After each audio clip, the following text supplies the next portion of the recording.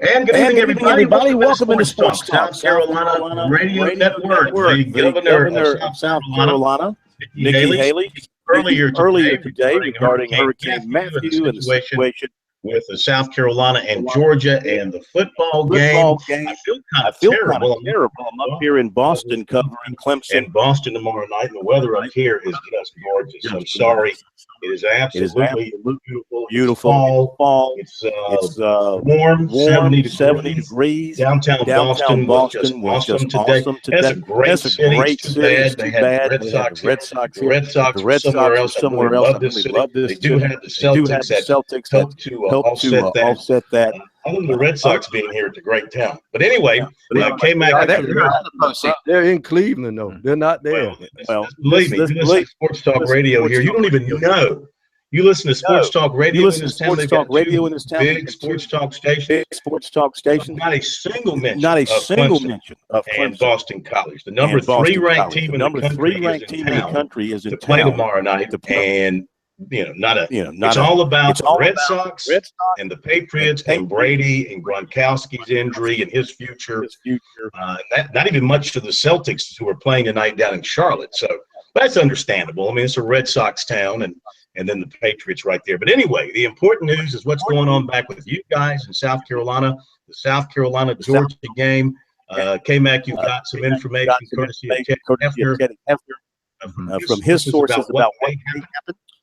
Yeah, a lot of things happening, very fluid. You heard Nikki Haley in that open there, and that was from this morning. And there was supposed to be some word from USC early this afternoon, and she even said this afternoon. Well, that's obviously passed, and now we are in the evening, and Haley is speaking again. And I'll get to Thomas in just a moment, but the stuff that she is saying now in terms of the coast, it's pretty scary. The storm surge that she said could be, quote, worse than Hugo based on what they're hearing with this storm. Even though it's not going to be a direct hit, the way it's turning and it's sustained winds, it's still going to pound the coastal areas, and they're expecting a lot of rain and flooding. So if you are still down there and you are listening to us, please be smart. Please be very smart, because the new information from the governor is not good. Now, as for this football game, which, believe it or not, we still don't know the status of this football game.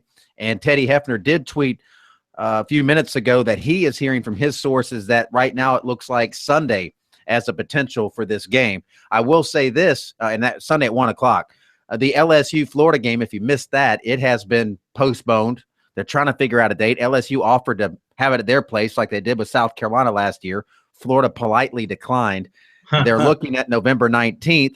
The Gators and the SEC are willing to buy out Presbyterian, who is supposed to play them on the 19th in the Swamp, to make that game happen. But LSU apparently isn't into doing that. I think they have an opponent, and I don't think they want to buy out their opponent or play at Florida on November 19th. So that's going on as well. Now, apparently LSU did offer to play on Sunday in that game in the Swamp, and the SEC said no.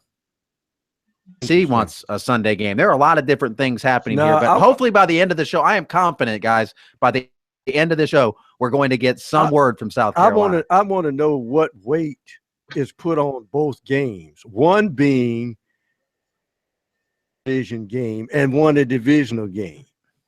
You would think more weight is placed on this game in Columbia because it could decide maybe down the road or have some bearing on a division title, especially if Georgia gets hot. So I guess, according to my eyes, maybe that's the weight. Maybe they put more weight on divisional games than they do, cross-divisional games.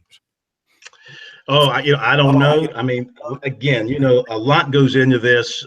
You've got the television factor. You've got the fact that the team, that's the home team, doesn't want to give up its game. I think the fact that South Carolina had this happen last year and they gave up a game, the Gamecocks were not going to give up a game this time around. It's costly.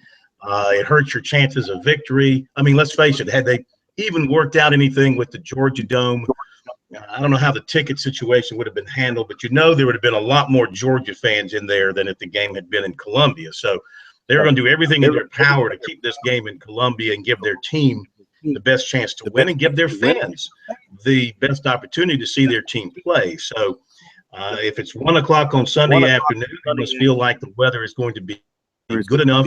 They won't have, at that time, the help of the highway patrol, because at some point, as we talked about last night, folks have got to go home. Folks have got to go home. They're going to have to have police and highway patrolmen and all of that working with them to get them back to the coast. They're still going to be tied up. And based on what Governor Haley is saying now, there could be damage down there. I mean, the weather in Columbia, I don't think is going to get horrendous like we saw last year during the flooding and everything. We could get some rain, you never know, but the lower part of our state, the coastal regions, they're going to get a major impact from this storm. And you're talking about anywhere estimates from 3 to 4 feet to 4 to 8 feet storm surges coming in there that could do damage. And that's why, I mean, the fact that this game right now is still on a schedule, that if you play that game at 7:30, even if the weather's fine in Columbia, and you're looking at tweets on your timeline that say, okay, Perry Orth complete to Brian Edwards for 10 yards,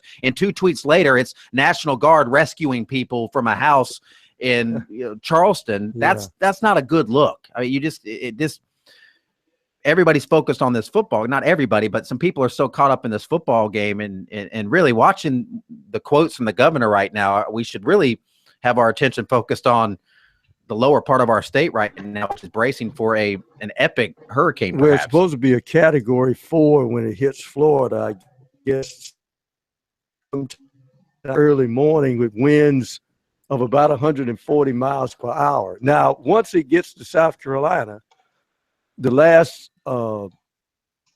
forecast I saw, it would maybe be downgraded to a Category 2. But Corn, the thing that worries me obviously is people have to realize, even when you're not in the eye of the hurricane or just outside the eye, residual things like storms and tornadoes could be spawned from that cyclonic activity. So you gotta be very careful, even if you're well within the state, about what this weather's going to do. Well, I have confidence in the people involved that they're going to make the wisest decision that they can based on all the data that they have at their disposal, and they're going to make the best decision for South Carolina, not for Georgia. They're going to make the best decision for the state of South Carolina, and for the university, and for the USC football team. That's where the emphasis has to be placed in that order. Georgia will just have to come along for the ride. Now, part of the problem here too, when you try to work in this game, is that Georgia plays on Thursday next week. They've got a game against Vanderbilt on Thursday night. So some are saying play it on Monday. Well, now you can't play it on Monday. How can you play it on Monday and then have Georgia turn around and play on Thursday? They have to play on Thursday because that's a television game, and they're going to have to play that game on Thursday night. So I don't see how you can play it on Monday. It's seems to me Sunday or at the end of the season somehow, some way. I don't see how you can play it any later than Sunday. Yeah, I mean, they're talking about November 19th, and South Carolina would have to buy out Western Carolina, and not South Carolina. The SEC would be involved in this, but there are a lot of different moving parts in this scenario. All right, hit a break. Be right back.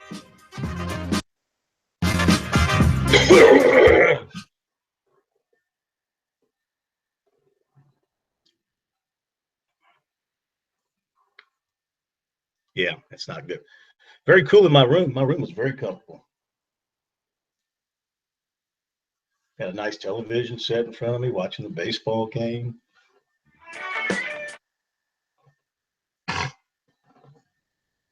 All right, so we'll continue with what we're doing here. Maybe throw the phones out there. I heard back from Chuck. He's good. Make a note of this. Chuck is not going to be with us next week because he's going to be out of the country. I am gone next Tuesday and Wednesday. Yeah, Tuesday night. Where are you going? Dang, another one?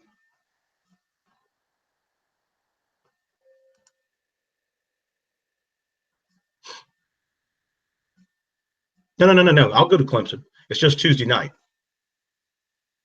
Yeah. So I'll hit Clemson and.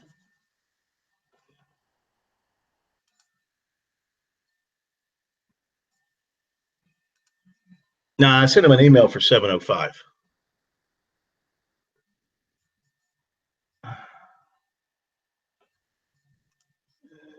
Able to push this back. That would be right there. Hurricane.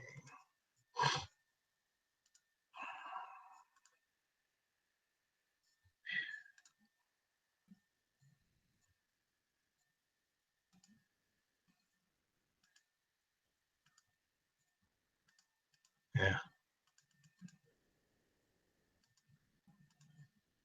All right, let's going to get into a few notes here of import.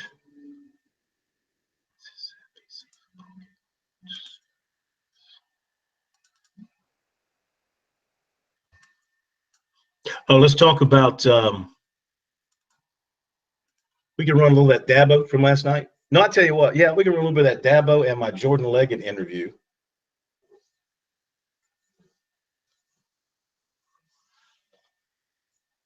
Okay. You do I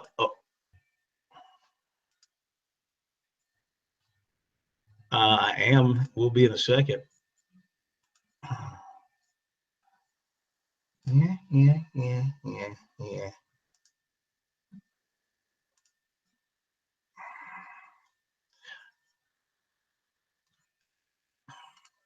Coaching quarterback. Bryson, Dabo, or Jordan. What's press conference audio?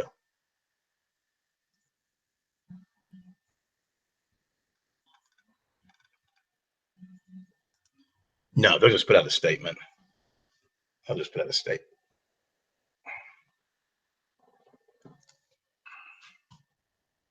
Remember, they're going to have an announcement during his show. Believe me, I'm not saying they're holding it for that, but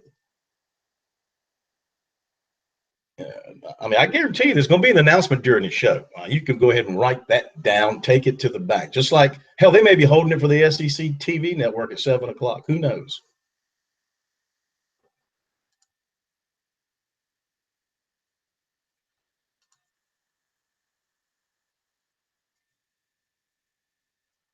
Hey, K-Mac, can you hear me?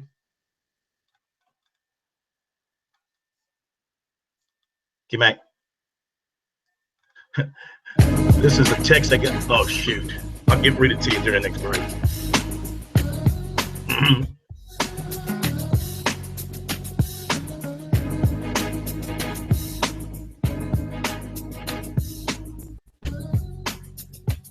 We are back at Sports Talk South Carolina Radio Network, presented by South Carolina soybean farmers and their checkoff.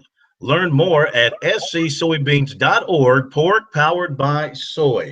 Our phone number is 800-956-7266. Our email talkback at sportstalksc.com and on Twitter at SportsTalk SC. We've got Clemson and Boston College tomorrow night here in Boston. The people here in Boston really aren't aware of it. But back in South Carolina, we're darn sure aware of it. I flew up on a plane out of Charlotte today, and it was about 75% Clemson fans.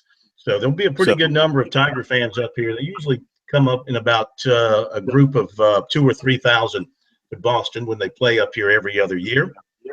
The fact that on a Friday night gives you a chance to spend the weekend up here in New England and take advantage of what this area has to offer. And the weather is supposed to be just spectacular up here through the weekend. We'll hear from Dabo Swinney and also from Jordan Leggett. The first game of the ALDS, the series between Toronto and Texas. They're in the bottom of the fifth. The visiting Blue Jays up 7-0 over the Rangers. So much for home field advantage. Tonight, it's Boston at Cleveland. And if you want to hear all about that, then just be around this area. Of course, that's all they're talking about, breaking down that series every possible way. Let's go to your phone calls and get your thoughts on this whole situation with South Carolina, Georgia, and the way everything's been handled. I really don't see there's no way you criticize anybody in this case. I think everybody is being careful. and taking as much time as they possibly can to see how this thing is going to play out. It's so unpredictable. You know, the forecast and the charts and the future cast, they all change by the hour and by the day. And so it's kind of hard to predict what's going to happen. As soon as you feel like, okay, we'll be able to play this thing on Saturday night at 7:30, they get a forecast that says, well, wait, we're going to have, you know, all this rain and all this wind and da-da-da-da. So I'm sure that they have they're doing all their due diligence, and there's nothing to criticize in this particular case as I see it. But you might have some questions about it, and we'll be happy to talk to you about that. Also, the Clemson-Boston College game, your thoughts on how the Tigers and the Eagles are going to play tomorrow night. You know, Boston College does have a pretty salty defense, #1 in the country if you look at it statistically, though, of course, they have not played any really stout competition. Well, the 2 ACC games they played, they lost both of those. Virginia Tech beat them 49-0, and Georgia Tech squeezed them out when they played the opener up in over in Ireland. All right, let's get to your phone calls. 800-956-7266 is the phone number here on Sports Talk. Let's go to Gary up in Greenville. Hi, Gary. Hello. Welcome into Sports Talk. How are you? Thank you. Quick comment on the Clemson game. I actually called up Carolina, but that'll be a real sleeper. It'll be over at halftime. Clemson's going to just completely annihilate BC. But the thing about the Gamecocks game, and even the Florida game, you know, you had LSU saying, hey, we'll play it on Sunday. Florida's all for it. But then the SEC says no. And to the one guy, one of the hosts there that said, you know, the SEC will do the best thing they can do for the state and for the colleges. And, you know, I don't buy that. You know, play the game on Sunday. The same with the Gamecocks. The storm will have pretty much passed through. You know, the weather should be fine. I just don't know why the SEC's got to be a jerk about stuff, really, you know. And, you know, it happened with the NFL, too. People forget about this with Katrina. Blew through the Saints. You know, they didn't have their stadium for a year. They wanted to play in the Alamo Dome. They asked the NFL, can we play the rest of our season in the Alamo Dome? The NFL told them no. So I mean, I just don't understand this. You know, I mean, is it about money? Is it about TV? I don't know what the deal is, but when you got 2 teams that agree to play on a Sunday, you know, SEC had to just get out of it and say, fine, you know, you guys can have at it. I don't get it. I've been traveling, so I haven't really been able to read up about this story except for the release. K-Mac, can you follow up on what he is saying? Is there any explanation as to is that correct that the teams would say those 2 schools agreed to play on Sunday and the SEC nixed that idea? Well, I saw that the SEC did say that wasn't an option. Yeah, based on what I saw. Now, I want to say this as well. There were 3 different reports that came out initially when this game was changed. LSU put out a release saying the game had been canceled and would not be made up. Then the SEC network, or SEC, put out a release that it was postponed and they were going to make it up on the 19th of November, and Florida put out a different release. There were 3 different releases, and they finally got on the same page. So it was a little bit of a cluster, but there has been some reporting after the fact that indicated that LSU was willing to play on Sunday, and the SEC said no. Well, you know, the interesting thing here, Corn, is let's play Oliver Stone. The SEC agrees, okay, Georgia, South Carolina play on Sunday. Okay, fine. You're still going to televise the game on one of the ESPN networks, and they said they would. Then suddenly this ogre picks up the phone, and it's Roger Goodell or one of his flunkies.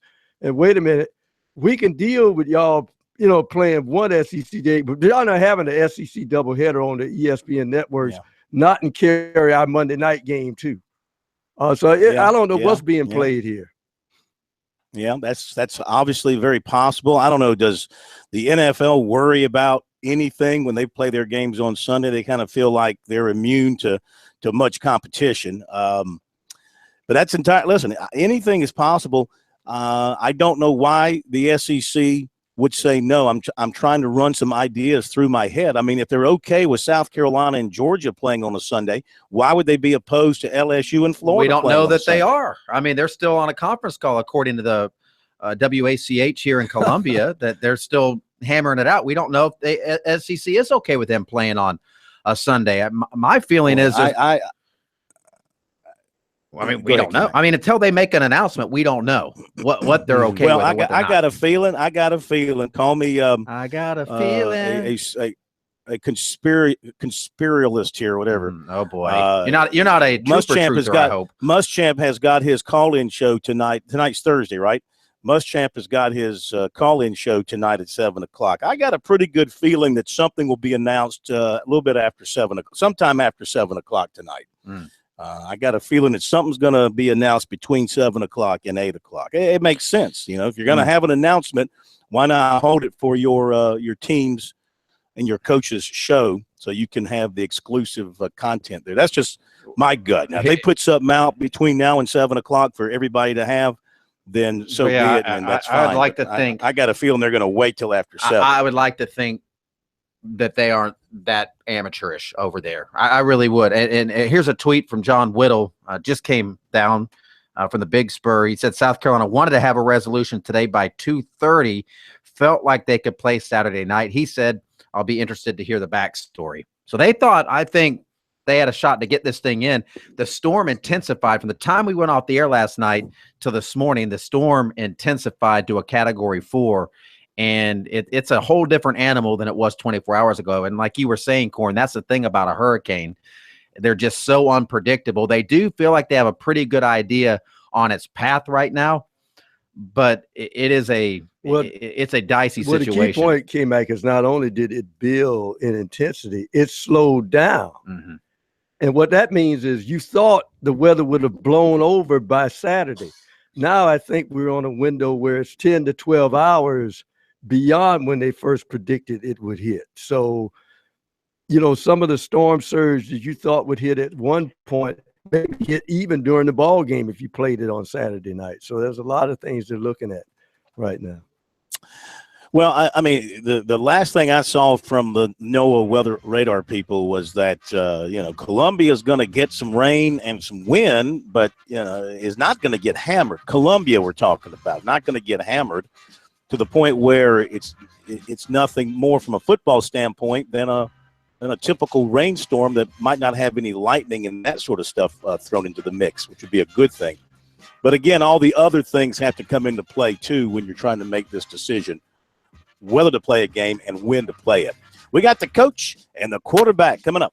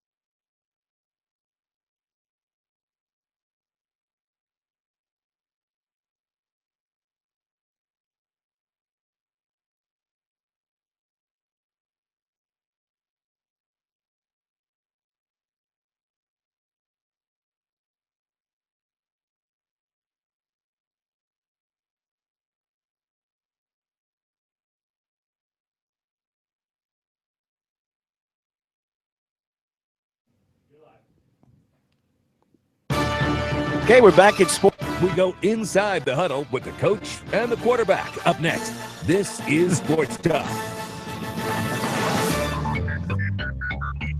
Okay, we're back at Sports Talk South Carolina Radio Network here on a Thursday night. Phil Kornblut up in Boston, where tomorrow night Clemson takes on Boston College in those stupid ACC Friday night football games.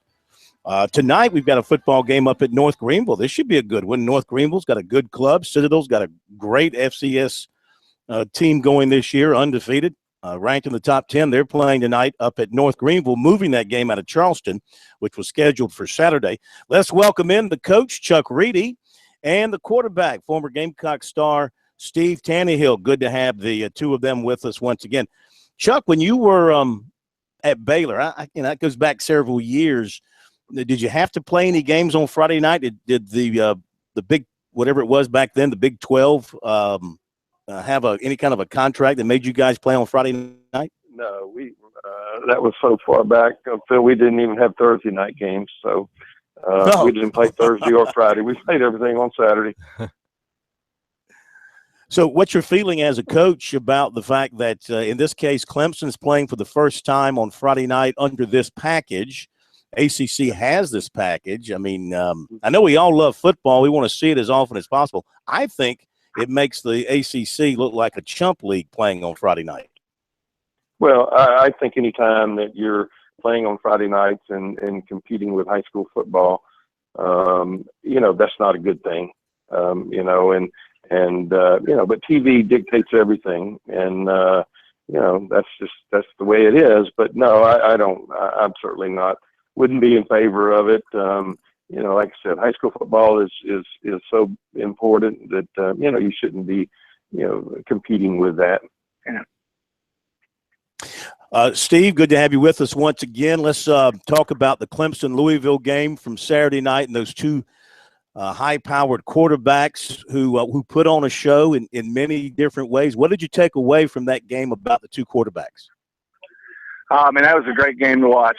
As a quarterback and a quarterback coach and a former coach, man, that fourth quarter and those two guys, what unbelievable talent, and definitely a classic game. And both can play. They're a little different. Both guys are a little different, but the athleticism and the arm strength. And it's hard to believe the Kelly boy at Ole Miss is a heck of a football player. But probably the two best quarterbacks in the country, went at it on Saturday night and came down to, the last minute, I guess. And just a great game to watch. Definitely glad I got to see it. But those two quarterbacks are awful impressive. No doubt about it. Deshaun Watson had the 5 touchdown passes and his team won. So that kind of covers up his warts in the game, but he did suffer with the turnover bug, both with interceptions and a fumble, and he's had some turnovers in the first half of this season. Is that something to be worried about with him? I don't think. I think all that hype, and maybe playing, maybe tight a little bit, but I think he showed his ability and what. I think probably the first pick in the draft, it's hard not to see him going first. And he's just an unbelievable football player. And what's scary is they had the Kelly boy and him on the same campus. You're talking about two of the best quarterbacks in college football, and they were both on campus at the same time. So, but Deshaun Watson is a heck of a quarterback. And like I said, I think probably the first pick in the draft. When I was, the draft people, I saw something that recently said that they had him going kind of late in the first round. What do you think, Chuck, from seeing those two on Saturday? And it's in particular, Deshaun, do you see anything in his game that would give you cause for concern? No, I think Steve kind of alluded to it. I think he's pressing a little bit. I mean, there was, so much hype and fanfare coming into the season. I think he's probably forcing some things that he doesn't need to.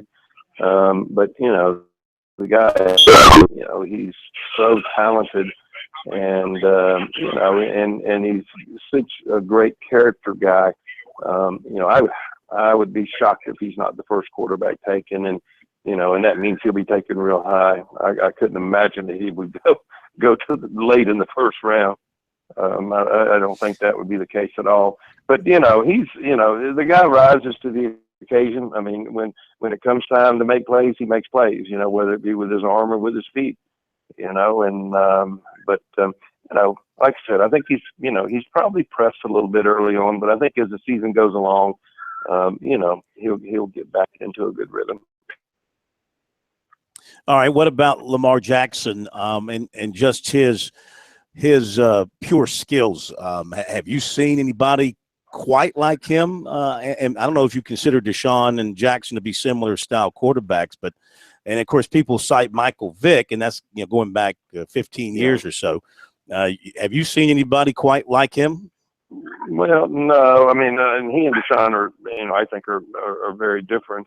His skill set and the ability to run the football is, there's not been many college quarterbacks that that have the ability to run that he does. And then he's got great arm strength and velocity on the ball and all those things. He's going to do nothing but get better and better as a thrower. And with Petrino, as his coach, and in that offense, he'll develop as a passer even beyond what he is now.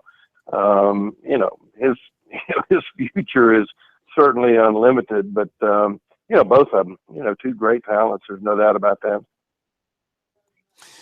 All right. Speaking of two quarterbacks, Steve, the Gamecocks are going back to a two-quarterback system after this past weekend's tough loss to Texas A&M. How do you feel about Muschamp's decision to go with the two quarterbacks? He gave McElwain every opportunity to hang on to the job. Now he feels like he's got to go back to Orth to give him a down-the-field passing threat. How do you feel about what he's doing? Well, I think it makes defenses prepare. They need a spark.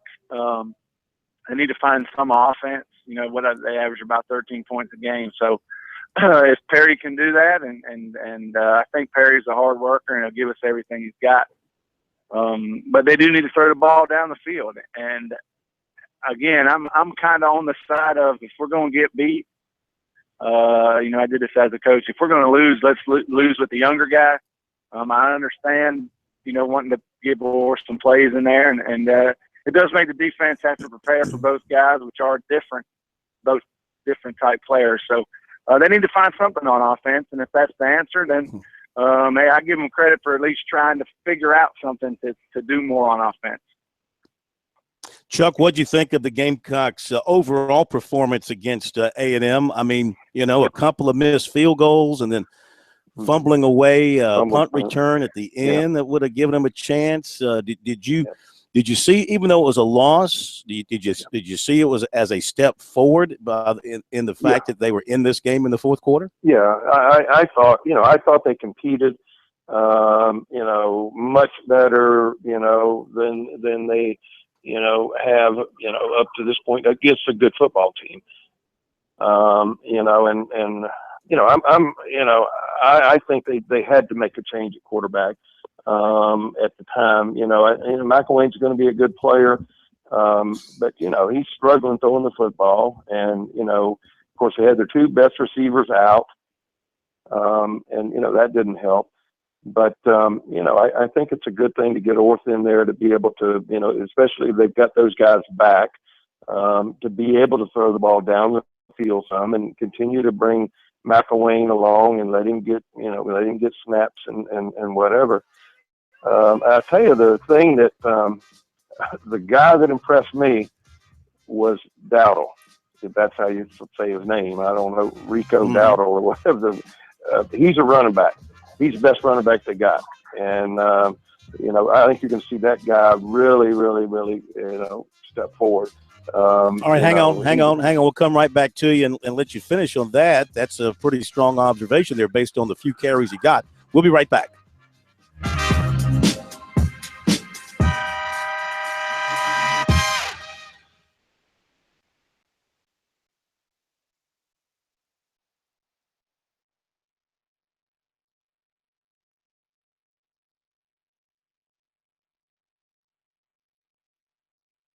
3.1415.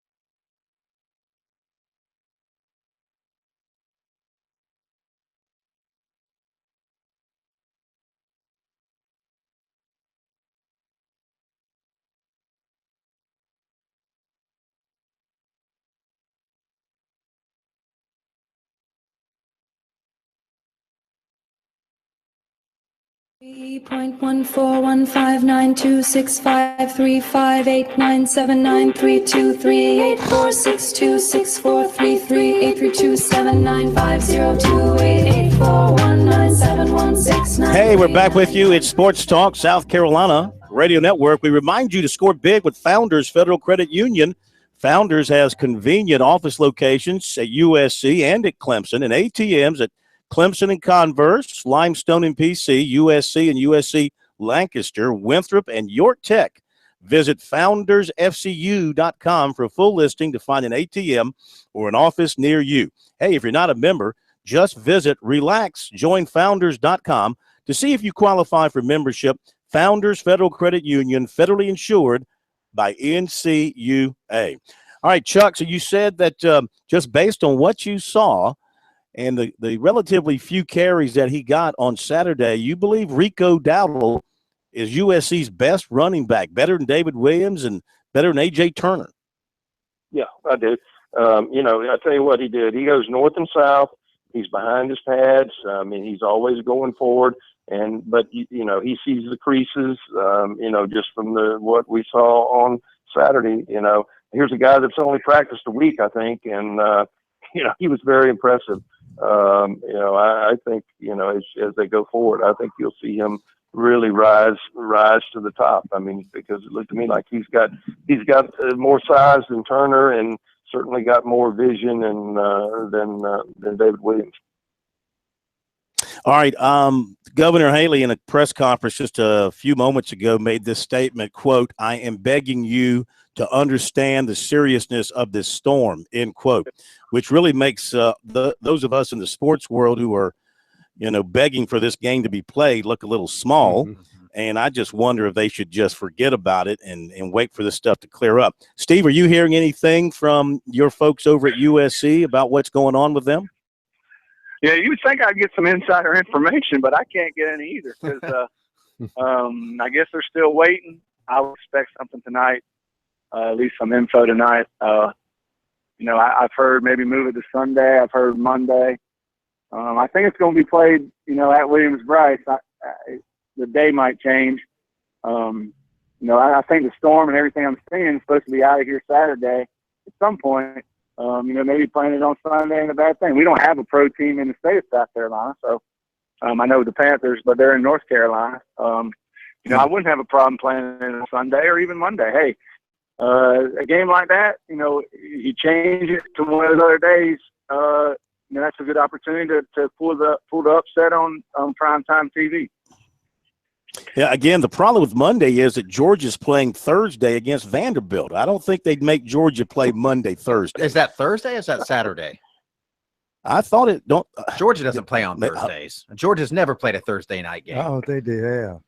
Well, maybe I'm wrong then. If so, I apologize. I thought I heard that Georgia has a Thursday game next week. I'll pull up the schedule here. Hold on. Give me a second here. I've got their schedule in front of me. I'm looking at it right here. They play Vanderbilt on October 15th at home.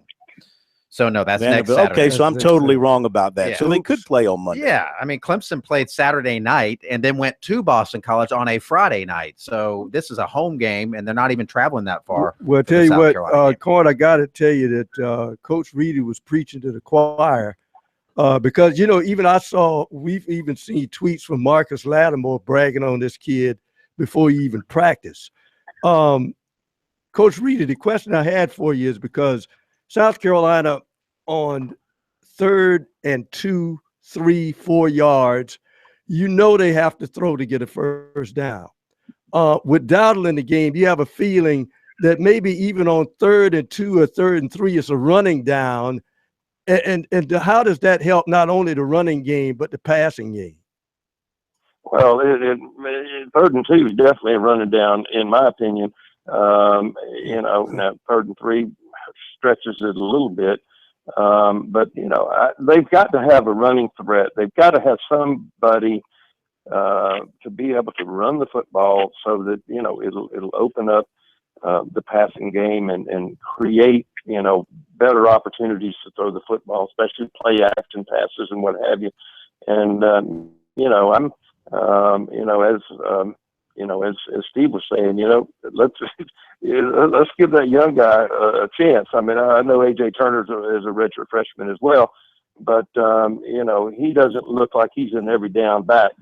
Dowdle, from what I understand, is a 210-pound guy. You know, he could be a guy that could really, you know, impact this football team this year. All right, so let's assume that this game does get played, Steve, and they line it up. You know, Georgia's coming off a couple of tough losses, including that heartbreaker last week. South Carolina, tough loss last week at home. I mean, can the Gamecocks beat Georgia? Well, I think playing at night at Williams-Brice gives the Carolina a great opportunity. That place. The last night game I came to is rowdy and you know, obviously the hurricane is going to change some things, but I think they can win if we can score some points. I think the defense plays hard. Doing on defense, we don't have the greatest amount of talent, but I see some positive things. But they got to find ways to score. whether that be big plays or special teams or trick plays, something. If we can score some points, we got a chance.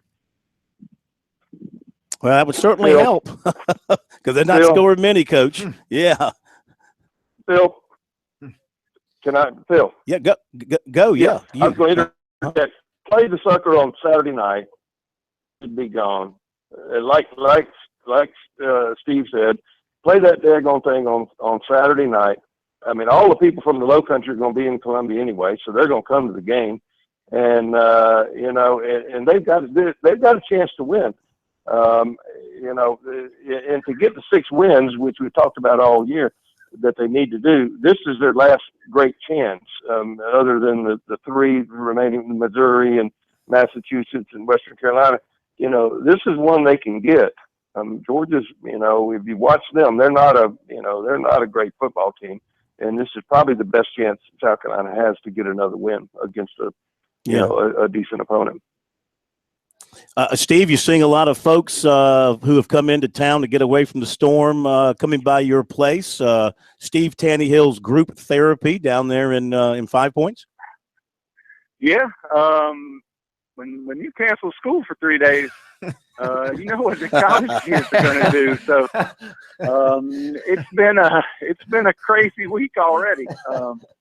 Very good business week for sure. But I have seen people. I know a couple of my employees have some people from the beach staying with them. So I think there's been a lot of people come into there, into the Columbia area, and I think all the restaurants in town, and I know all the hotels are pretty much full, and business, it's been good. Obviously, a hurricane's never good, and people having to leave their homes, and you just don't know what's going to happen. It isn't good, but on the business side, we've seen a giant increase down here for sure. All right. Guys, thank you very much. Coach, I know we'll miss you next week. You're going to be out of town, so we'll get you in a couple of weeks. And, Steve, you'll fly solo next week, and we thank you and have a great weekend. All right. Appreciate it. Thanks, guys. Thanks, Phil. Thank you. Thank you, Coach. Thank you, guys. All right. The coach and the quarterback, Chuck Reedy, Steve Tannehill. I apologize for my bad information. I heard that somewhere, either on the radio somewhere, or I thought I read it, but I'm totally wrong. The Thursday night game next week, that would be the 13th, right? Mm-hmm. Is Navy at East Carolina. So I totally blew that, and I apologize. Georgia doesn't play on Thursday nights. Georgia and Florida have never played on a Thursday night. Well, you're right. Again, I don't know where I got that in my head, but I did. Next Friday night, you've got Duke at Louisville. Woo! And also Mississippi State is playing at BYU next Friday night. Fun. I hate these Friday night games. That's just – the number 7 team in the country, Louisville, should not be playing on Friday. Now, of course, the number 3 team in the country shouldn't be playing on Friday night, as the case may be. All right, we're going to hit the break here at the top of the hour. Come back with Mike Morgan, recruiting, Dabo Sweeney, Jordan Leggett, Bryson Allen Williams.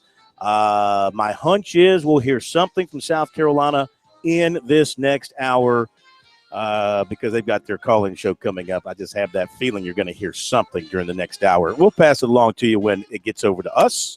Stay with us here on Sports Talk.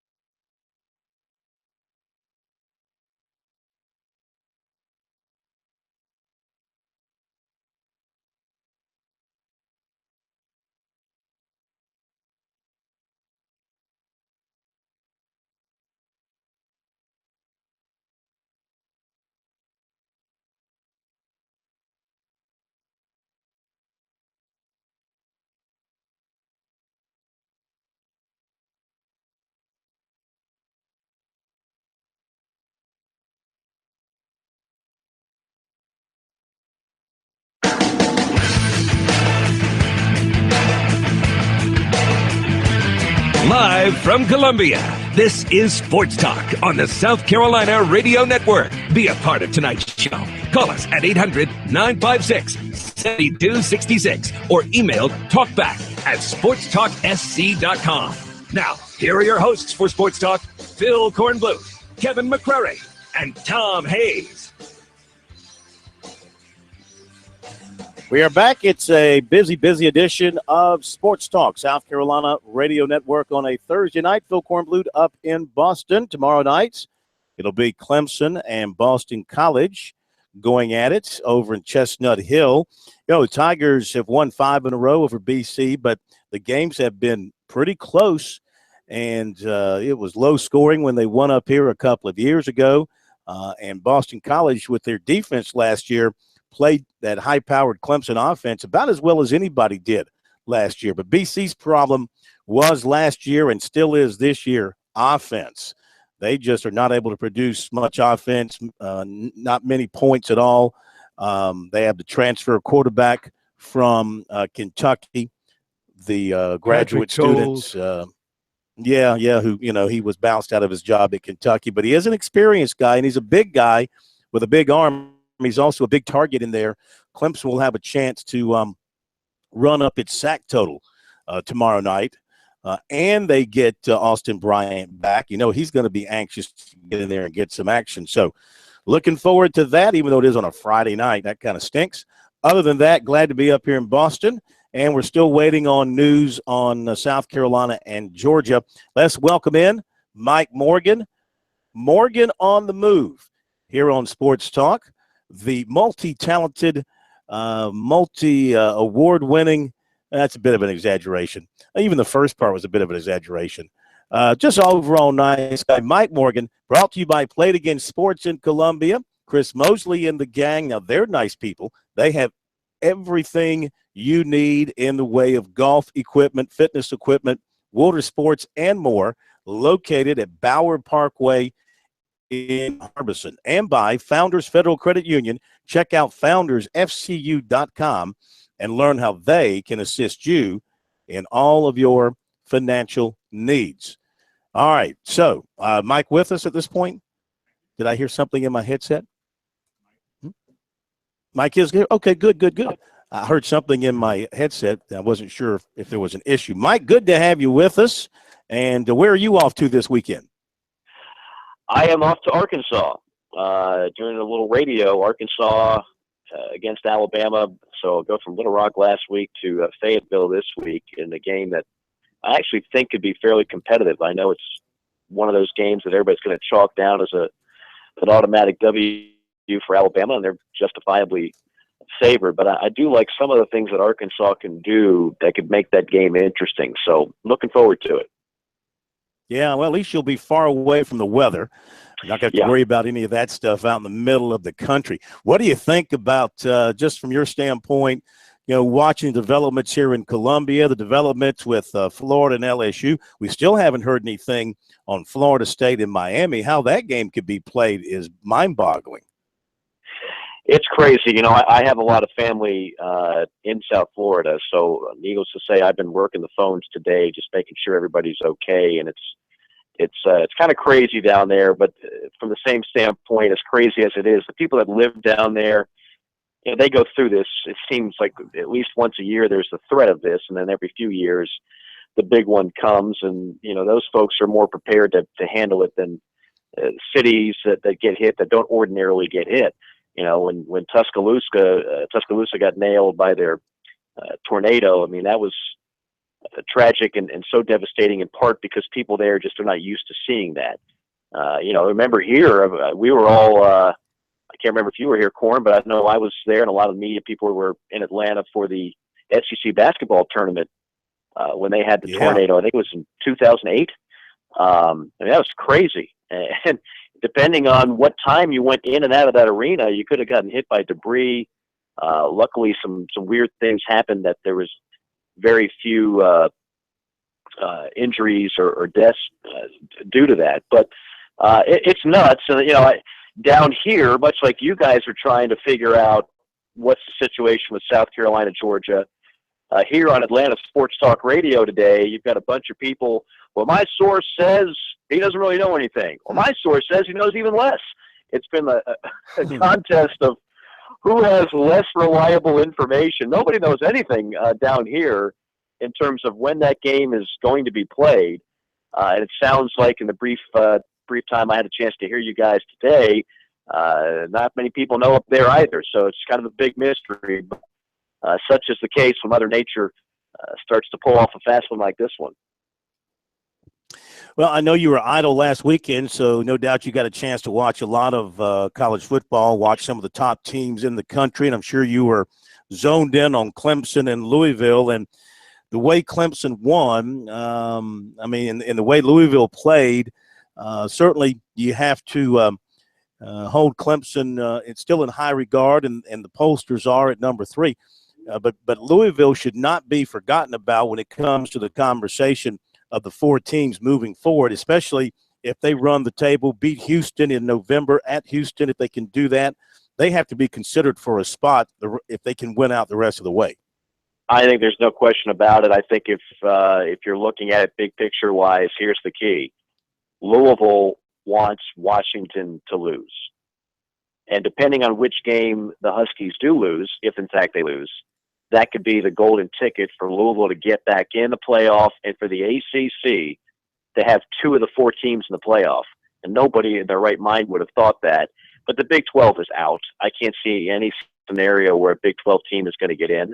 The Big 10 is going to be in. The SEC is going to be in. Leaves the Pac-12. And, Stanford was really humbled and destroyed on Friday night against UW. And that was great for the Pac-12 in some respect. It's good to see Washington get to prominence. So Coach Peterson's done a phenomenal job there. That was a very underrated hire when they got him from Boise State.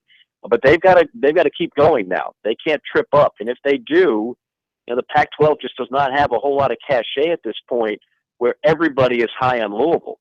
And even with that loss, Louisville showed itself very well, and they have perhaps the Heisman Trophy winner as their starting quarterback. So by no means are they out of it, nor should they be out of it. Yeah. So as things stand now, as we hit about the halfway pole of the season, who do you have as your top 3 Heisman hopefuls? I mean, McCaffrey's his chances took a shot with that loss to Washington, no doubt about it. Watson, his team is undefeated, ranked number 3. His numbers aren't as glowing as they were last year. Jackson's been the talk of football, and no reason why he shouldn't continue to be considered very highly. Barrett at Ohio State, undefeated, ranked number 2. I guess nobody has emerged from Alabama to be in the conversation. Are those the ones you're thinking of, or you want to drop somebody there? And is there somebody else you're thinking about? There's one other name I would add that would be kind of a, Heisman voters, and I've been one now for, I guess, 7-8 years. Whenever Sam Bradford won it, that was my first time.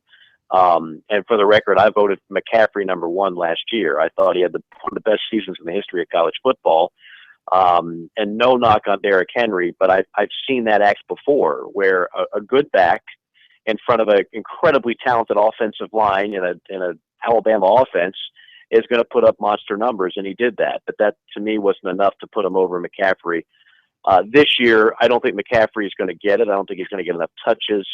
I don't think Stanford's going to be good enough to do it. So I'm looking elsewhere. Jackson is clearly, to me, the leader at this point. Deshaun Watson is right there. The name I would add is kind of a Heisman voters like to get kind of cute from time to time. They like to be different. I'm not going to go with the flow. Look at my ballot. It's different. Jabril Peppers of Michigan is a beast. And is a guy that does a little bit of everything. And again, he's predominantly on defense. The only defensive guy to win the award played where? Michigan, Charles Woodson. So I certainly would not outrule Jabril Peppers if Michigan keeps winning and they beat Ohio State and they win the Big Ten and they're in the playoff, Jabril Peppers is going to get some votes. I can promise you that. Okay, Mikey, enjoy your trip back out to Arkansas. Some good barbecue out there, I'm sure, and we'll talk to you next week. Sounds good, guys. Be safe. You too. Thank you very much. Mike Morgan on the move here on Sports Talk. Be right back.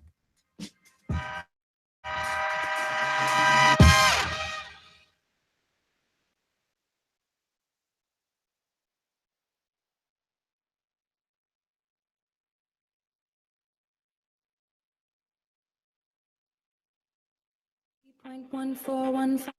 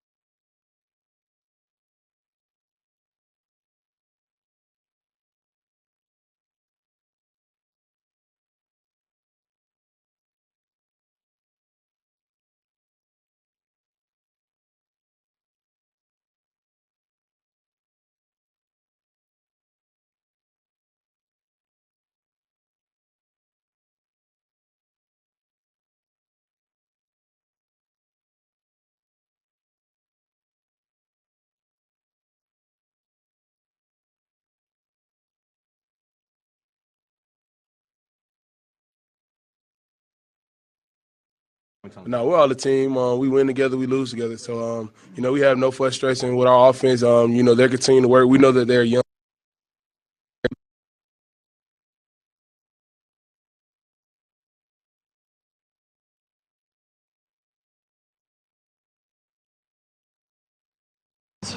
Blaring from the speakers in there. Has that kind of been your message to the team? Oh, that's been the message. We play that. Last. And then when we win, the first thing that plays on Monday is another one bites the dust. We've been doing.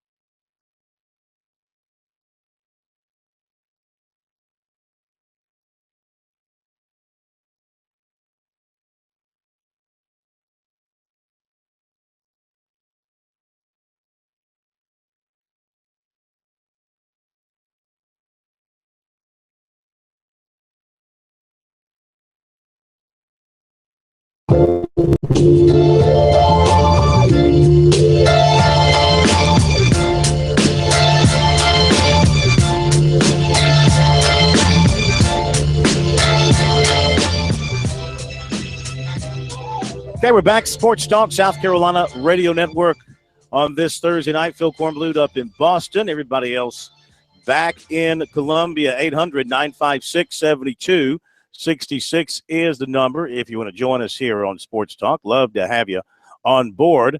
Want to remind you that whether you are a Gamecock or a Tiger or a fan of one of our other teams in the state, all fans in South Carolina can agree on Founders Federal Credit Union, a convenient location at the Russell House at USC, plus a new location now on Highway 93 in Clemson. Founders is a sure fan favorite. Visit RelaxJoinFounders.com to see if you qualify for membership. Founders Federal Credit Union is federally insured by NCUA. Hey, remember when the Citadel came into Columbia last season and beat the Gamecocks, a big upset, FCS team beating a FBS team.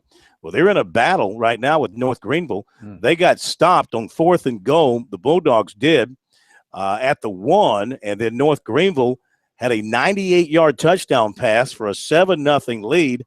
The Bulldogs have come back to tie the game. Reggie Williams, 17-yard run. So they're tied at 7 midway through the first quarter. Meantime, still nothing out of USC. No word on anything about that Georgia football game. We're going to hear from Bryson Allen Williams coming up in a little bit. And Dabo Sweeney here in just a couple of moments after I give you the recruiting report tonight. Few notes for you. First of all, receiver Chad Terrell of Dallas, Georgia, way down the road in his recruiting process. He can see the end. He's not sure when the end will appear. He knows it's not far off. And last night he told us USC is his favorite ahead of Oregon and NC State. Why? He said because he pretty much likes everything, the coaches, the players, the atmosphere, the area. The school suits him academically, so everything sort of fits. He did take an official visit to Oregon in September. He did say the lead over Oregon by USC is not very, but he does not need to take any more visits to make his decision. So he said he's at the very end. There's no telling when I could make the decision. I just have a few little things that he's thinking about, he said. And whenever he feels like he's ready, he's going to give about a week's notice before announcing his decision. He talked with Will Muschamp and Brian McClendon earlier this week. And he says he talks with USC on a weekly basis. USC Wednesday offered 2019 running back Saheem McQueen of Laurinburg, North Carolina. He also has an offer from NC State and has drawn interest from Clemson, Georgia, Miami, Tennessee, and North Carolina. This season, 555 rushing yards and 8 touchdowns in 5 games. He plays behind the highly touted 2018 running back Zamir White there in Laurinburg at Scotland County. Apparently, they got a couple of stud running backs. Wide receiver Jordan Adams of Blythewood was offered today by Tulane, and Indiana offered athlete Tansy Richardson of South Aiken today. There you go with recruiting, and do not forget, you can always find our recruiting information on our website, SportsTalkSC.com, on Twitter. Use the hashtag STRecruiting. It takes you to our stories. It also takes you to any recruiting information that we may retweet from others who are writing about this silly subject. And a reminder, of course, that Clemson has a good opportunity tomorrow night to land a commitment from linebacker Justin Foster out of Shelby, North Carolina. Assuming his game goes on as scheduled, he's supposed to announce at halftime Clemson, Georgia, and Tennessee, the three schools that he is considering at this time. All right, Clemson and Boston College tomorrow night. After practice last night, Dabo Sweeney met one final time with the media to talk about preparations and to talk about Boston College. We got that in kind of late, didn't get a chance to get that up on the airwaves for you. So here's a little bit more of what Dabo has to think about getting past Louisville, putting that win behind them, and getting focused on BC tomorrow night. And then when we win, the first thing that plays on Monday is Another One Bites the Dust. We've been doing that for 8 years. So two great songs. Every time I hear them, we're like, all right, another week of prep behind us. And when the next one plays, we got another win. So anyway, yeah, they just trying to have a great week of prep this week and getting ready for a good trip up there. I mean, it's a good place to play. A lot of guys have never been there. We only got 14 of the 72 that are traveling that have played at BC. So they're excited about going up there, and it's a new place, like I said, for a lot of them. We got to play well. We got a lot of respect for these guys. This will be as well coached, tough, disciplined, pride in their performance group that we're going to play. I promise you. And but for us, it's just trying to play our best game. That's what we want to do. We want to play with that same hunger to win that we had last week, that cut out some of those mistakes that we had and turnovers, and see if we can play a clean game. Looking forward to it. Last week was a BYOG game. This usually been a BYOE game where you guys kind of have to bring your own energy to the stadium. Do you talk to them about that?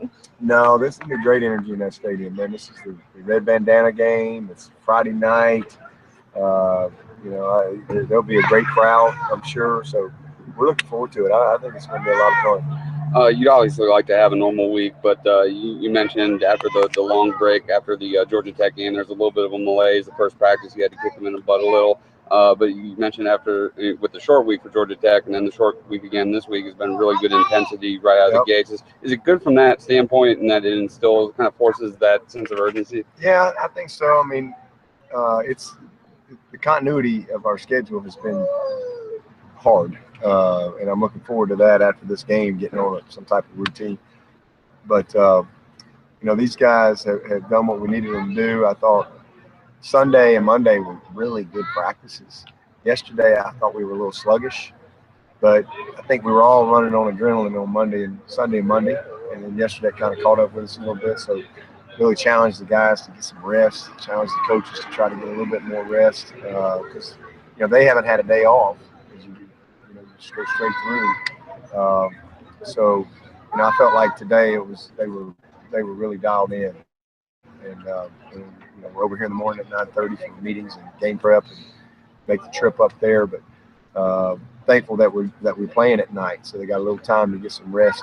Once we get them out of here tomorrow and tomorrow night and Friday morning. So we're just anxious to go play another game. We get 12 of them. This is just 6 of 12, and it's the same mentality that we try to take every week. That this is the biggest game of the year. And it's a one-game season. That's all we're trying to focus on. All right, Dabo Swinney, some final thoughts for him looking ahead to the game with Boston College tomorrow night. One thing you can be sure of with Boston College, they're going to be physical. They're not going to be the most talented team. They're not going to have the greatest speed. They kind of, lumber up and down the field, but they're going to be big. Their offensive line is usually big and talented, and they usually have very good defensive linemen. You look at their starting offensive line, they're a young team now. Their offensive line, 305, 310, 298, 298, and 290. Their defensive front, they run a 4-3. They're not overly big, 250, 292, 288, 260. Harold Landry's their starting defensive end. He's out of North Carolina. He's the guy that was recruited by South Carolina and Clemson when he was coming out of high school. But their defense is always pretty salty because Adazio is known as an excellent defensive coach. Now, he changed up his staff. He hired 5 new assistant coaches. He's got a new offensive coordinator who was at Florida coaching quarterbacks there at one time. And but they're still having their struggles on the offensive side.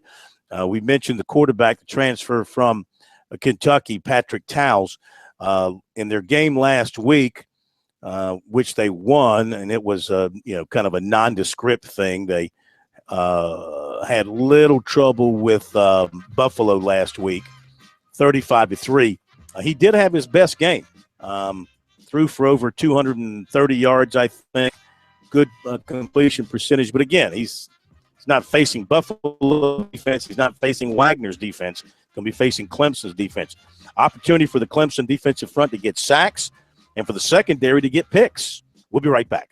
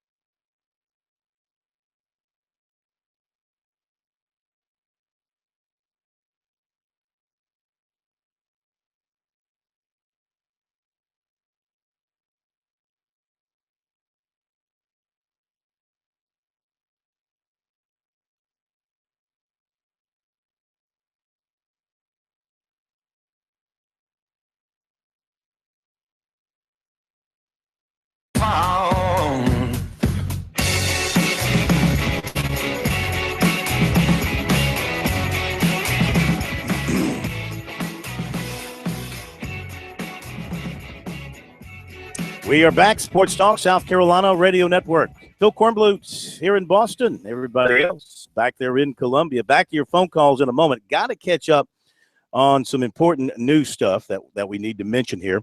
First of all, out of Newberry, Interim Athletics Director Ralph Patterson today announced a contract extension for head football coach Todd Knight through the 2020 season. He's done an excellent job with that program, made the playoffs last year, good shot at making the playoffs this year. Very wise decision there.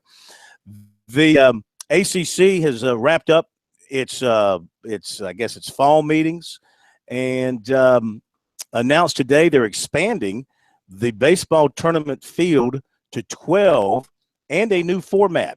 The 12 teams will be split into 4 3-team pools, and then the winners of those pools will advance to a 4-team single elimination semifinal, and the 2 winners there will meet for the championship. Of course, it's going to be played at Louisville Slugger Field in Louisville, Kentucky. Also, Steve Wiseman, one of our good buddies in the media, who is the sports editor of the Durham Herald-Sun, reported today that, according to his sources, the ACC is looking hard, leaning towards, close to finalizing, however you want to word it, plans to put their women's basketball tournament at the HTC Center at Coastal Carolina spring. So you could have another ACC event, championship event in the state of South Carolina.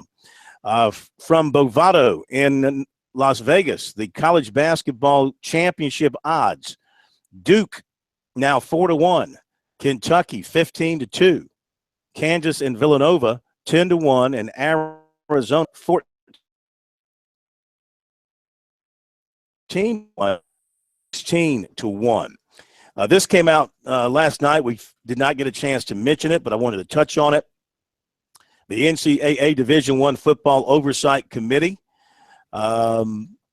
making proposals to be voted on in April, including 2 early signing periods, the last Wednesday in June and one in mid-December, going into effect for the 2017-18 signing year. So the early signing period, one in June, one in the summer. Okay, this is what people have been hankering for. How many recruiting mistakes? Imagine, if South Carolina, if this was in place, they would have signed Sean Smith back in the summer and be stuck with him, because apparently they don't feel like he's good enough now and they cut him loose. Yeah. So, I mean, these are the things you have to think about. Yeah. Well, protect the school and the player. Well, I mean, it's good because if you really make an offer to somebody, it would mean these are real offers. You can't – these schools offer a bunch of kids that they have no intention of really taking. They just offer them just to cast this wide net, and then they just pick and choose from the ones. And sometimes the kids accept the offers. I get that it's a two-way street, but we have to hold the schools to a higher standard, and this will make the kids think long and hard before they actually say, okay, I'm going to commit. Because, Corn, you know this, a lot of these kids commit with the full intention of going somewhere else. They just want to tell that school, okay. I mean, we've seen it time and time again where a kid commits to 3 schools. We remember the Arden Keys of the world. I mean, this is an everyday thing. It would eliminate all of that. Well, the interesting thing about this is if they do this, they would have to have a grace period for them to do this with no on-campus or satellite camps going on.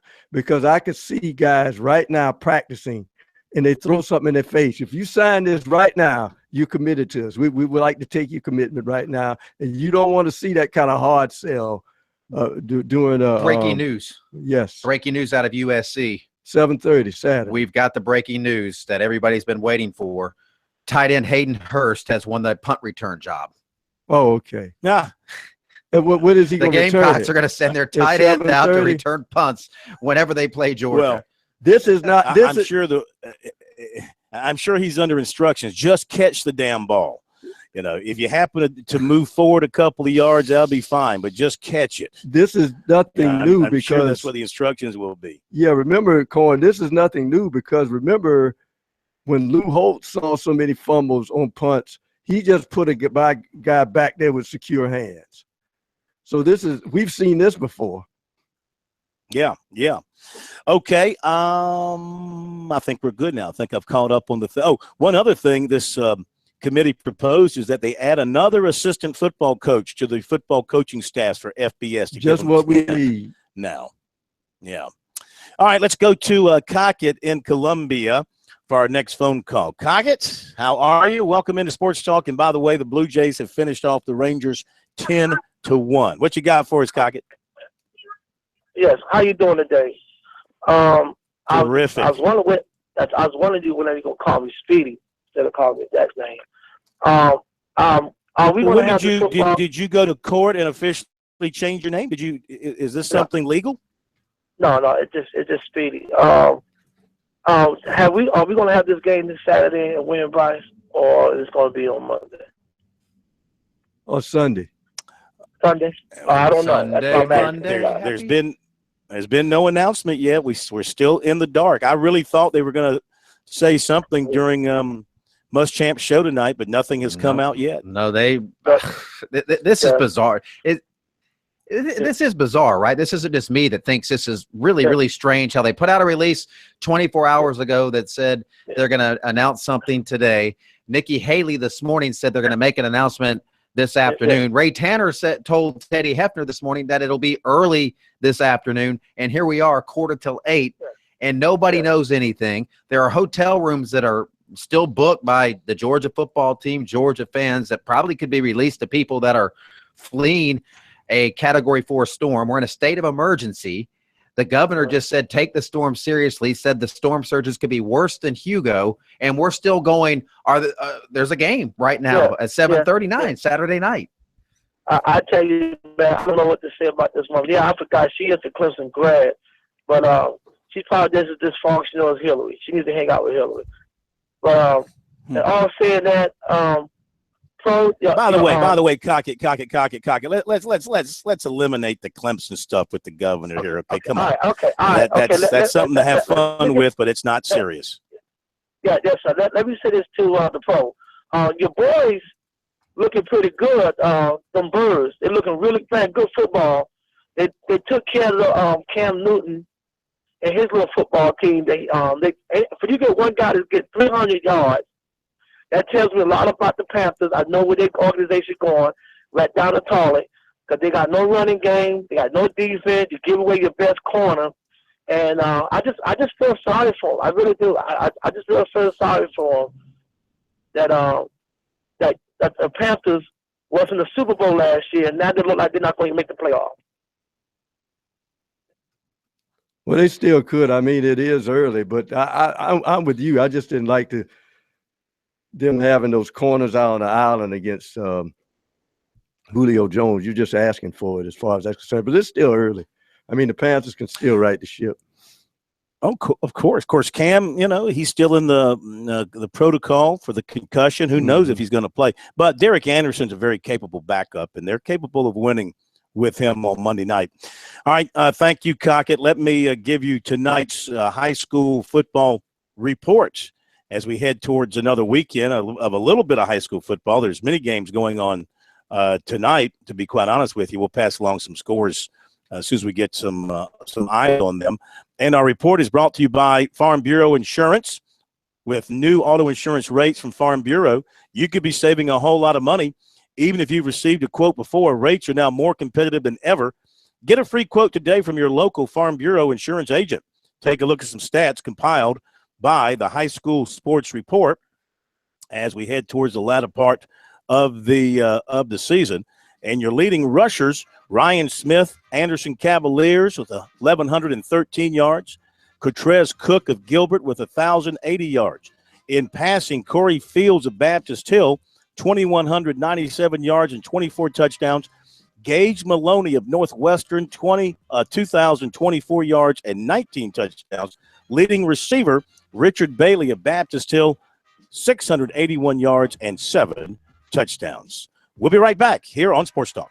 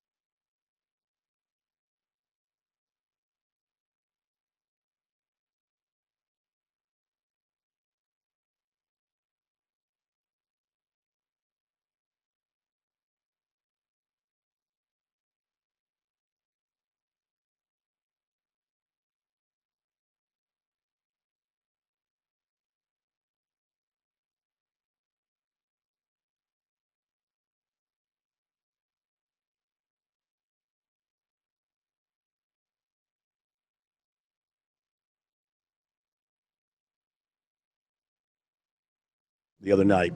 What a crowd, what a night. Just moments that you just cherish for us. And then having the Louisville game. Great run. It'd probably be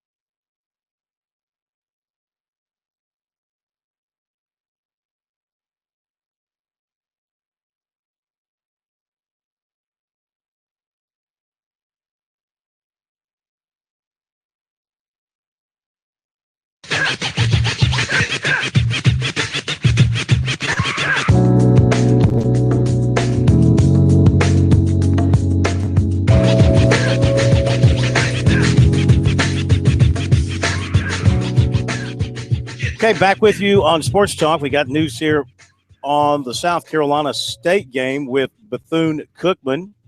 The Times and Democrat of Orangeburg reporting the game has been rescheduled now for November 26th. So State has this weekend off. The game's been postponed until November 26th. Bethune-Cookman at South Carolina State.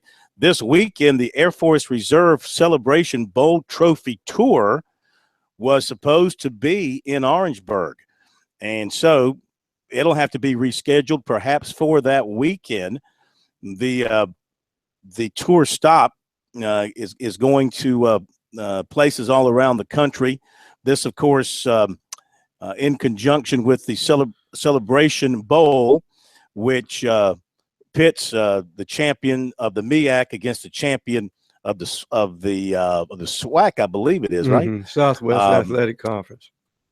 Yeah, the MEAC and SWAC champions. It's a big deal, national television and all that. In fact, the winners of those two leagues are foregoing an opportunity to play in the FCS playoffs, to play in this Celebration Bowl game. So the trophy is making the run of various places. It was supposed to be in Orangeburg this weekend, and they'll have to reschedule that. And again, that game has been rescheduled for November 26th.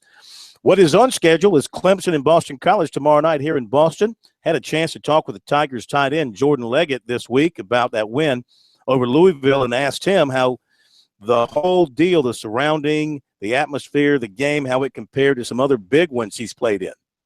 It'd probably be up there with the Notre Dame game. That was probably the most fun game I've ever been a part of while being here at Clemson. And then having the Louisville game the other night, that was probably right up there with it. I mean, those are just moments that you just cherish for the rest of your life. How did it feel for you to catch the winning touchdown and the two-point conversion that followed? It felt good. I mean, it was kind of a slow night for me, especially with the fumble. So having a shot at the redemption, I felt like it was very exciting for me, and I got to celebrate my teammates, so it was always fun. Seems to me like offensively you kind of pushed the pedal a little bit farther down against Louisville than maybe you guys had done in earlier games. Has this been a year where the offensive coaches, Coach Sweeney, have kind of held back on the reins a little bit, and then reaching a certain point, they're saying, okay, now it's time to kind of put all the bullets in the gun and show people what we've got? I mean, I think we've tried to do that against every team that we played this year. I mean, it's worked out for some teams. It's not as much for others. So, I mean, we always try to go out there and do our best and try to win the game by a lot. But, I mean, some of the defenses that we played are actually pretty good. So, we do what we can for every game. I mean, there's no team that's better than another. But, yeah. Do you think some defenses, because they've seen a lot of film on you guys now, and think they maybe not have caught up with you, but maybe have a little better idea about how to play you?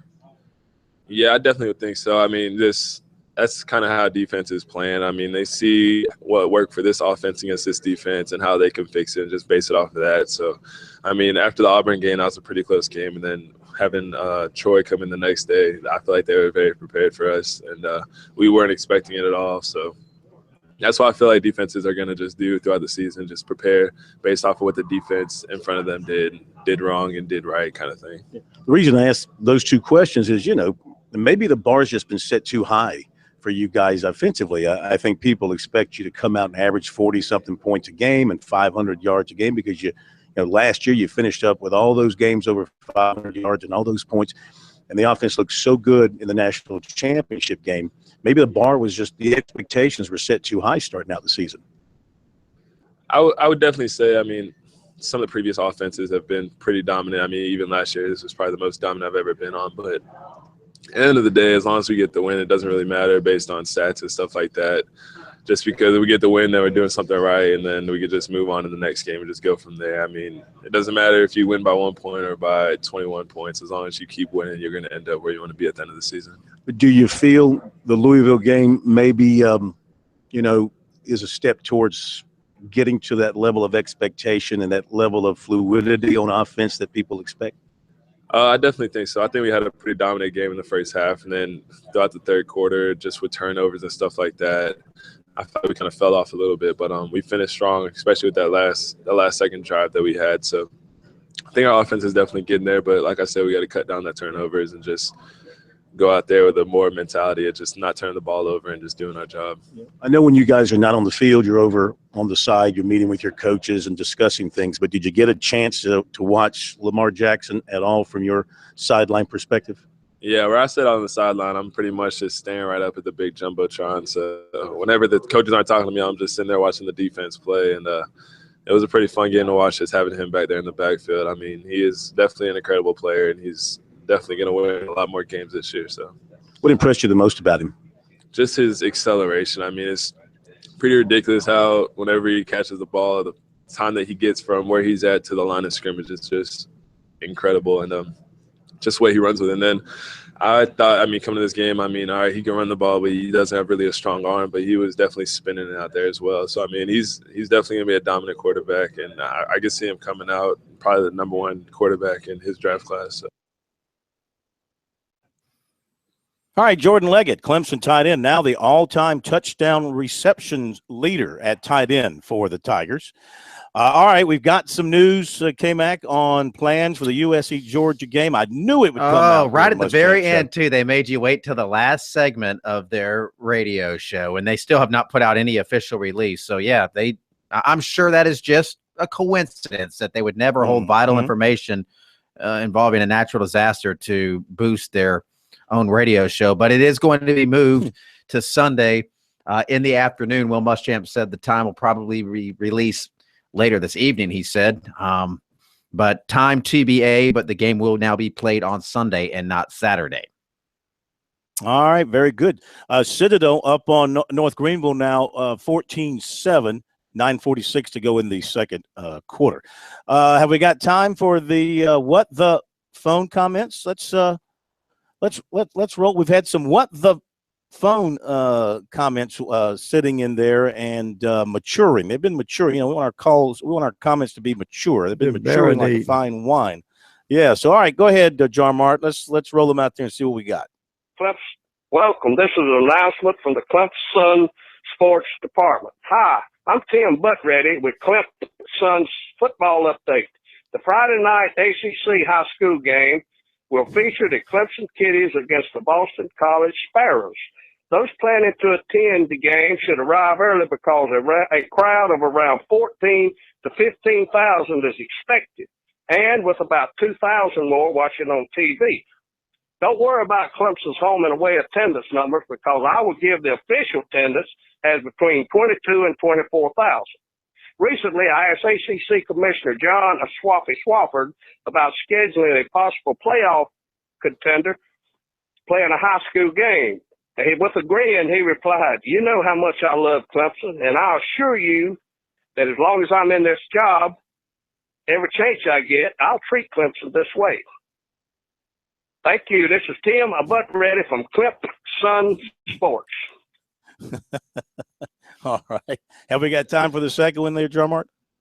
We don't have time. I'll hold it for tomorrow night. That's pretty good. That was well thought out and, obviously pre-prepared. So that's fine. He wrote a little script there. So what's the number? I have not yet memorized the number. We need a number that's easier. Like we need something like 555-1111 as our number for me to be able to remember it. I've got it. What's that number?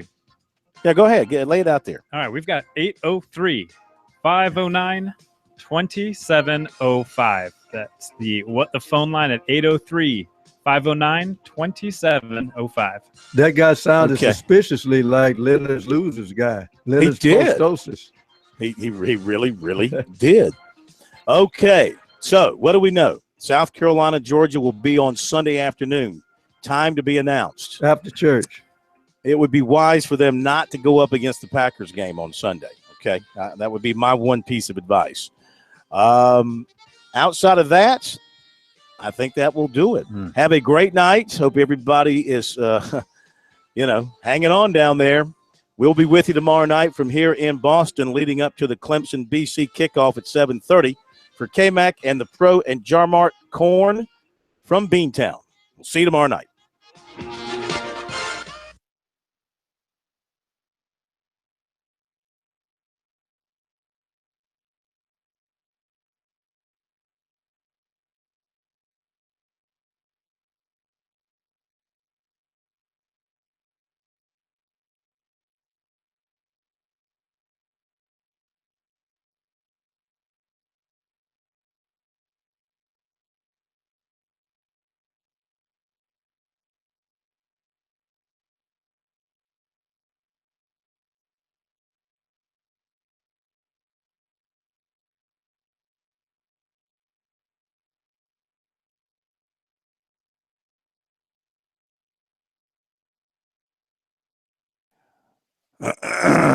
Okay.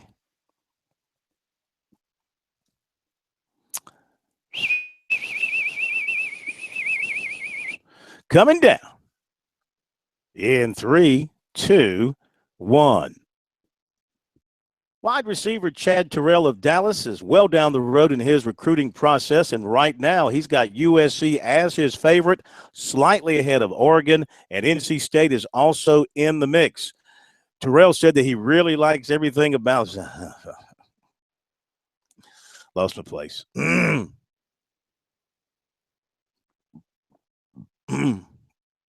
Coming down in 3, 2, 1. Wide receiver Chad Terrell of Dallas, Georgia is well down the road in his recruiting process, and a decision is not too far off. He's just not sure when he will announce his final choice. Right now, he's got USC as his favorite, slightly ahead of Oregon and NC State. He's been to USC unofficially. He's been to Oregon officially, and he's also visited NC State. And he says he's finished with his visits, that he knows enough about the schools to make his decision. USC has offered 2019 running back Saheem McQueen of Laurinburg, North Carolina. He also has an offer from NC State, plus interest from Clemson, Georgia, Miami, Tennessee, and North Carolina. Receiver Jordan Adams of Blythewood was offered Thursday by Tulane, and Indiana offered athlete Tansy Richardson of South Aiken. Phil Kornblut, South Carolina, Radio Network Sports.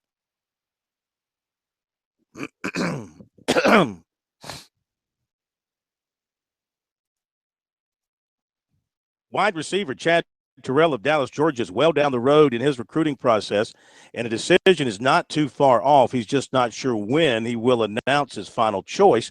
Right now, he's got USC. We're good?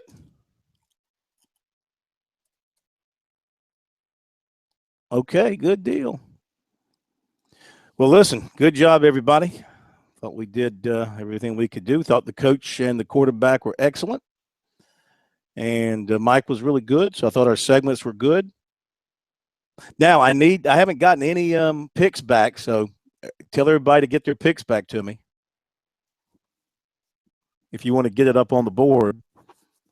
So you do not want to be considered, you don't want to do that production thing for our Columbia affiliate a week from Saturday.